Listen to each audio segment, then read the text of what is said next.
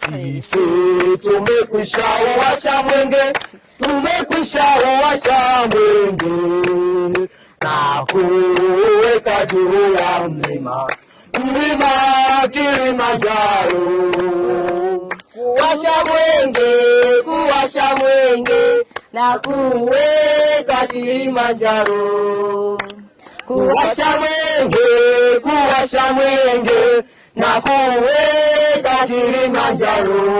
Mwenge wa Uhuru ni alama au ishara inayoonyesha umoja, mshikamano, amani pamoja na maendeleo ya taifa letu. Mwenge wa Uhuru ulianzishwa mwaka 1961 na muasisi wa taifa hili ambaye ni baba wa taifa Mwalimu Julius Kambarage Nyerere. Na hiyo ilikuwa baada ya tukio la uhuru wa taifa letu. Mwenge wa Uhuru ulikuja na falsafa mbalimbali kutoka kwa Mwalimu Julius Kambarage Nyerere. Falsafa ya kwanza ambayo aliamini ni kuleta mwangaza kwa Watanganyika, kuleta matumaini pale ambapo palikuwa na giza. Lakini pia lengo jingine au falsafa nyingine ya Mwenge wa Uhuru ilikuwa ni kuleta upendo pale ambapo palikuwa na chuki.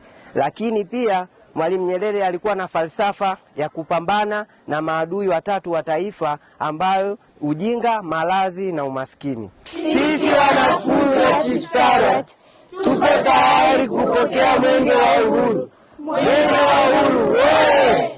Umulike hata nje ya mipaka yetu, ulete tumaini.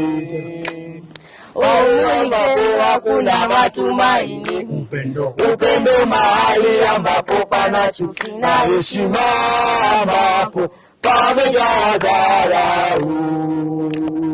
Pale ambapo hakuna matumaini, upendo mahali ambapo pana chuki na heshima ambapo pamejaa dharau.